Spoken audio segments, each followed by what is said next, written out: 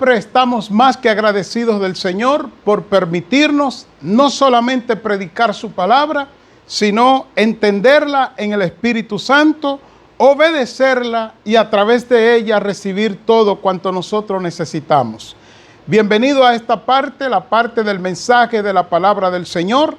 Este mensaje es para usted, es de parte de Dios. La salvación también es sanidad y liberación. Ese es el título que predicamos. La salvación también es sanidad y liberación. Oremos y después que oramos, leemos en el libro de Marcos, capítulo 5, versículo 21 en adelante. Estaremos predicando tanto de Marcos 5, 21 en adelante como de Lucas 8, 40 en adelante, que es donde se narra esta historia, además del libro de Mateo, pero no vamos a predicar de Mateo. Esta es la historia de la mujer del flujo de sangre y Jairo. Sin embargo, o la hija de Jairo. Sin embargo, el protagonista de esta historia no es la mujer del flujo de sangre, no es la hija de Jairo, sino que el protagonista, el centro, el elemento principal por el que se narra esta historia es Jairo mismo. La salvación también es sanidad y liberación. Padre, te damos gracias en esta hora. Te pedimos, Señor, que tú nos hables a través de tu palabra y al hablarnos nos guíe para que podamos obedecerla. Mira, Señor, a los que están aquí, mira a los que están allá, míranos a todos, para que tú, Señor, te glorifique en nosotros, en el nombre de Jesús. Amén, amén, amén. La Biblia establece en el libro de Lucas, capítulo 4, versículo 18, que Jesús, lo voy a leer, dice que vino a Nazaret donde se había criado y en el día de reposo entró en la sinagoga. Jesús desarrollaba su ministerio no solamente en las calles, sino que entraba a las sinagogas y allí enseñaba. Y dice el versículo 17 de Lucas 4 que tomó y se le dio el libro del profeta Isaías y habiendo abierto el libro, halló el lugar donde estaba escrito, escuche bien, el Espíritu del Señor está sobre mí, por cuanto me ha ungido para dar buenas nuevas a los pobres. Me ha enviado a sanar a los quebrantados de corazón, a pregonar libertad a los cautivos y vista a los ciegos, a poner en libertad a los oprimidos. Cuando Jesús terminó de leer esta parte, dice la Biblia que él entregó el libro y dijo que esa escritura de que el Espíritu del Señor estaba sobre él y que lo había enviado a predicar el Evangelio, dar buenas nuevas a los pobres, a sanar a los quebrantados de corazón y a pregonar libertad a los cautivos y vista a los ciegos, a poner en libertad a los oprimidos, que esa escritura se cumplía en él. En otras palabras, Jesús está diciendo que él es ese ungido de Dios, ungido del Padre, que viene a salvar, a sanar y a libertar. Por eso el título, la salvación también es sanidad y liberación. Así que cuando Jesús llega a una vida, su propósito no es solamente salvar a esa vida de la condenación. El propósito de Jesús, dicho en sus propias palabras, es dar vida y vida en abundancia a todo aquel que Él salva. Y esa vida en abundancia implica restauración completa, restauración integral. Restaura de la condenación, restaura de la salud y restaura de la opresión que vivíamos antes de estar en Él. Cuando Jesús comenzó su ministerio, según la Biblia, Él no lo hizo en Jerusalén, que era la ciudad, la capital donde estaba el templo. Y los religiosos se sorprendían de que Él lo hiciera de esa manera, de que no comenzara allí, porque ellos esperaban a un Mesías opulento, un Mesías en opulencia, que entraría a Jerusalén y dirigiría desde el templo todas sus enseñanzas. Pero no. Dice la Biblia en el libro de Lucas, en el libro de Marcos, capítulo 1, 14, después que Juan fue encarcelado, Jesús vino a Galilea predicando el evangelio del reino de Dios. Vea dónde llegó Jesús, a Galilea, diciendo: el tiempo se ha cumplido, el reino de Dios se ha acercado, arrepentíos y creed en el evangelio. Así que Jesús inicia su ministerio de manera formal en Galilea. En el versículo 21 de Marcos, donde leí, ¿verdad? Leí el capítulo 1, pero ahora en 1:14, en el versículo 21, dice, entraron en Capernaum y los días de reposo, entrando en la sinagoga, enseñaba. Y sigue diciendo, y se admiraban de su doctrina porque les enseñaba como quien tiene autoridad. El versículo 28 establece que muy pronto se difundió la fama de Jesús por toda la provincia alrededor de Galilea. Y déjeme decirle que esto no es casual. En el libro de Isaías, capítulo 9, ya había una profecía sobre Galilea de los Gentiles. Se llamaba Galilea de los Gentiles porque allí había una población pagana mixta, se mezclaban con los fariseos, y los judíos de Jerusalén no querían saber de estos de Galilea, y por eso le llamaban Galilea de los Gentiles, Galilea de los perdidos, Galilea de los paganos. Pero recuerde que comencé leyendo en Lucas 4:18 que dice, ¿a qué vino Jesús a la tierra? Vino a salvar, vino a sanar y vino a liberar. Por eso Jesús comienza no donde los que están sanos o se creen sanos, sino que comienza donde están los perdidos, donde están los necesitados, donde están los enfermos, en Galilea. En el versículo 34 de Marcos 1 dice, y sanó a muchos que estaban enfermos de diversas enfermedades y echó fuera demonios y no dejaba hablar a los demonios porque le conocían. Luego en el capítulo 2, versículo 1 de Marcos, le estoy mostrando cómo Jesús comenzó para que podamos entender por qué la historia de la mujer del flujo de sangre y de Jairo y dónde se dio esa historia. Marcos 2:1 dice, entró Jesús otra vez en Capernaum. Capernaum es un barrio de Galilea, es parte de la región de Galilea. Después de algunos días y se oyó que estaba en casa. E inmediatamente se juntaron muchos de manera que ya no cabían ni aún a la puerta y les predicaba la palabra. Y ahí es donde se narra la historia de que Jesús, estando en su casa de Capernaum, traen a un paralítico, tratan de entrarlo para que Jesús lo sane, pero al no poder entrarlo por la multitud, lo entran por el techo, rompen el techo y allí Jesús hace un milagro que lo hace conocido o lo da a conocer en aquel lugar. Luego en el capítulo 3 de Marcos, otra vez, los versículos 1 al 5, dice, otra vez entró Jesús en la sinagoga y había allí un hombre que tenía la mano seca. Todos estos eventos que he leído hasta ahora ocurrieron en Capernaum y ocurrieron en la sinagoga que había en Capernaum. Dice que y le acechaban para ver si en el día de reposo le sanaría a fin de poder acusarle. En este capítulo 3 de Marcos, Jesús está en Capernaum, en la sinagoga, donde allí hay un líder religioso, un jefe de esa sinagoga, un levita, como era costumbre, como era la tradición, y está acechando, mirando a Jesús a ver si Jesús sana al hombre. Pero escuche lo que dice el capítulo 3, versículo 5 de Marcos. Entonces, mirando alrededor con enojo, entristecido por la dureza de sus corazones, Jesús dijo al hombre, extiende tu mano, y él la extendió, y la mano le fue restaurada sana. Pero oiga ahora el pago por este milagro. Una mano encorvada, una mano de huesos torcidos, de nervios que no funcionan, de músculos atrofiados.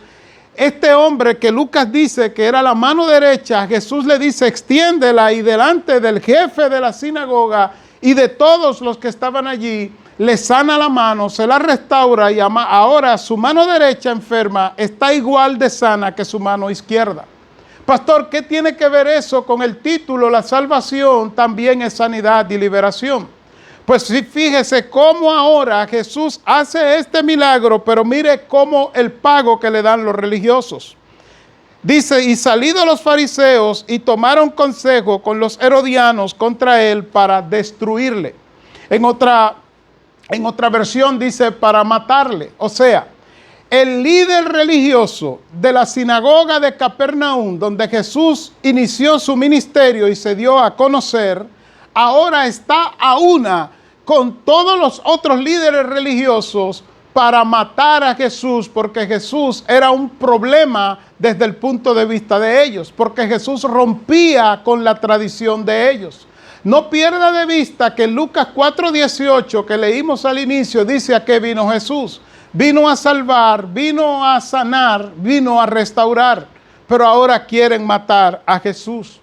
Es en ese contexto que entra Jairo a la vida de Jesús en el capítulo 1 de Marcos, donde dice que vinieron al otro lado del mar, a la región de los Gadarenos, y allí estaban. Jesús hizo milagro allí, pero entonces luego Jesús vuelve otra vez a Capernaum y mire lo que dice el capítulo 5, versículo 21. Pasando otra vez Jesús en una barca a la orilla, se reunió alrededor de él una gran multitud, y él estaba junto al mar. Estaba en la provincia de Galilea, cercano de Capernaum, y allí, ¿qué pasó? Versículo 22, y vino uno de los principales de la sinagoga, recuerde lo que leímos en el capítulo 3, versículo 6, que después de haberle sanado la mano seca del hombre, dice literalmente, y salidos los fariseos tomaron consejo con los herodianos contra él para destruirle.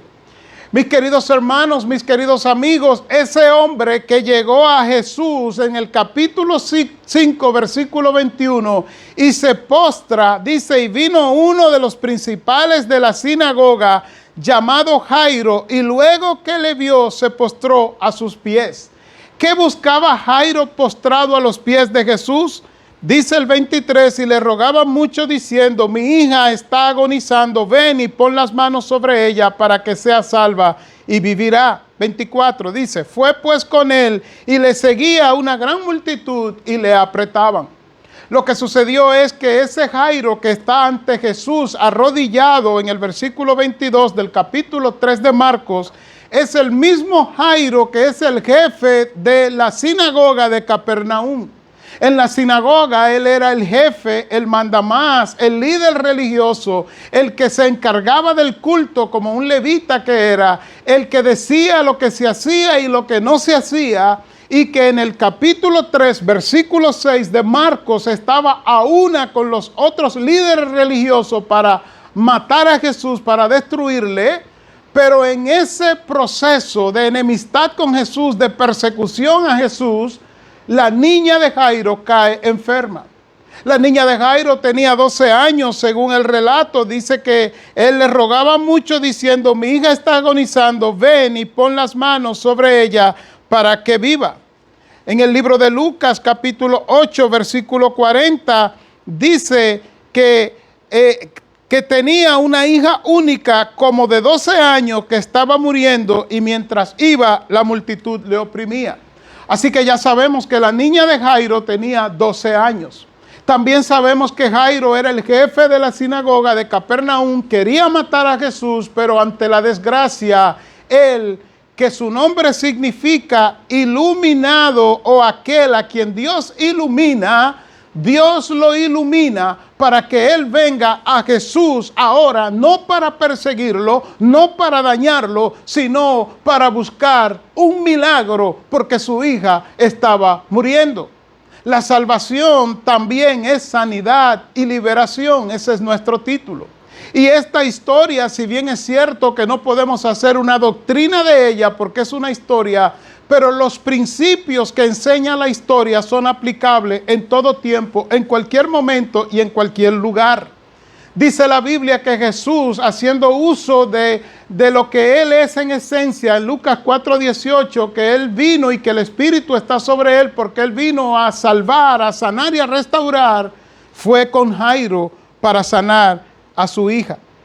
Pero también dice la historia que cuando él iba, versículo 25 del capítulo 3, una mujer que desde hacía 12 años padecía de flujo de sangre y había sufrido mucho de muchos médicos y gastado todo lo que tenía y nada había aprovechado, antes le iba peor, cuando oyó hablar de Jesús, vino por detrás entre la multitud y tocó su manto. Porque decía, si tocare tan solamente su manto, seré salva. Y enseguida la fuente de su sangre se secó y sintió en el cuerpo que estaba sana de aquel azote. Luego Jesús, conociendo en sí mismo el poder que había salido de él, volviéndose a la multitud, dijo, ¿quién ha tocado mis vestidos? Sus discípulos le dijeron: ¿ves que la multitud te aprieta y dices quién me ha tocado? Pero él miraba alrededor para ver quién lo había hecho. Entonces la mujer, recuerde que estoy en el libro de Marcos capítulo 3, ahora versículo 33. Entonces la mujer, temiendo y temblando, sabiendo lo que en ella había sido hecho, vino y se postró delante de él y le dijo toda la verdad. Y escuche ahora. Y él le dijo: hija, tu fe te ha hecho salva, ve en paz y queda sana de tu azote. Mientras él aún hablaba, vinieron de casa del principal, o sea, de Jairo, del principal de la sinagoga, diciendo: tu hija ha muerto, ¿para qué molestas más al maestro? Pero Jesús, luego que oyó lo que se decía, dijo al principal de la sinagoga, entiéndase a Jairo, al iluminado de Dios ahora: no temas, cree solamente.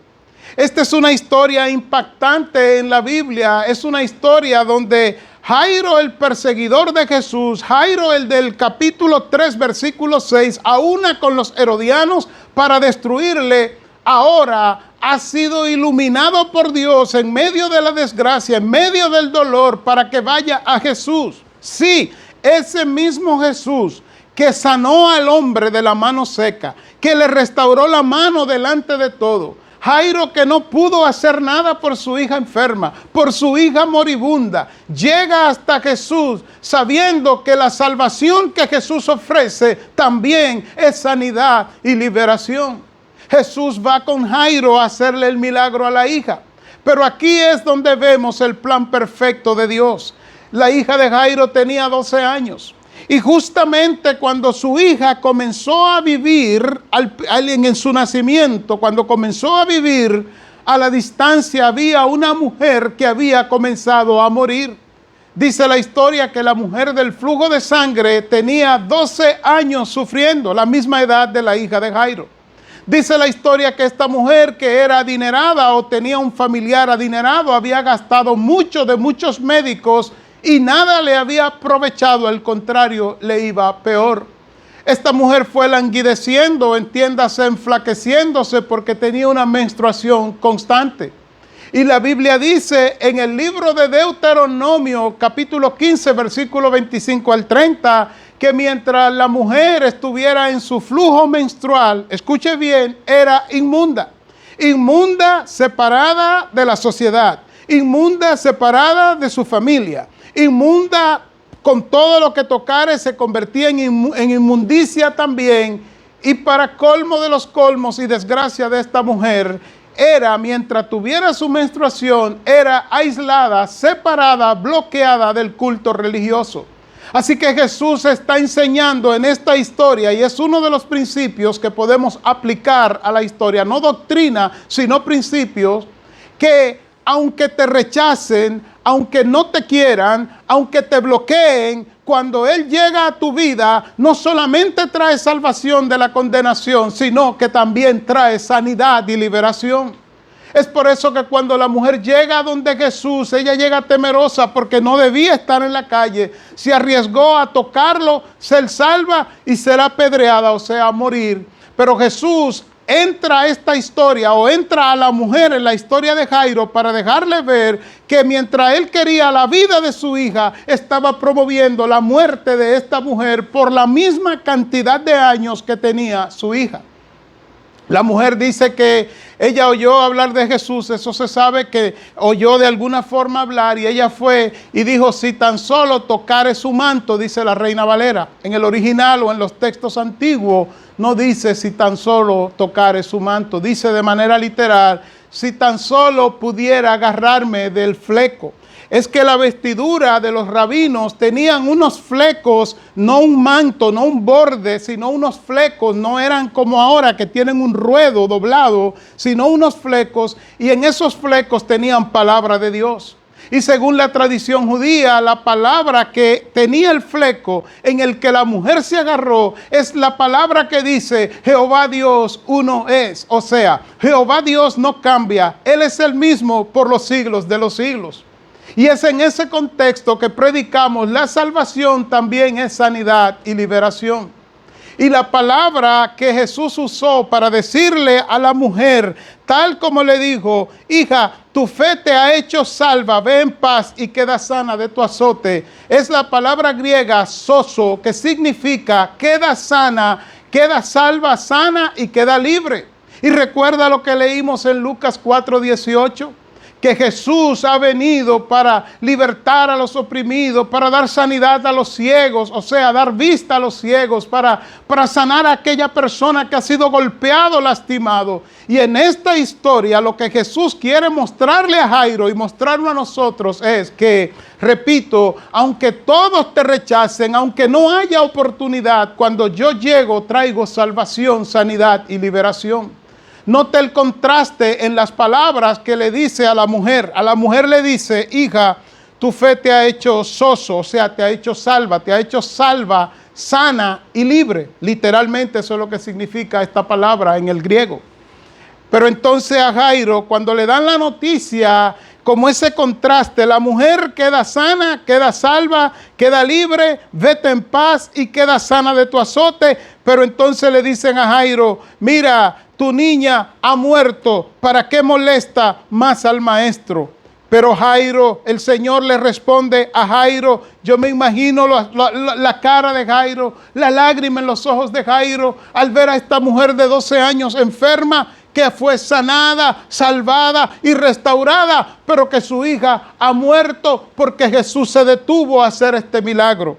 Y entonces en un contraste divino, Jesús le dice, no temas, cree solamente. De manera que la enseñanza aquí es que cuando tú entras en un proceso de sanidad y de salvación más bien con Cristo, en otras palabras, cuando Cristo entra a tu vida con salvación, también entra con sanidad, también entra con liberación, pero tú tienes que creer.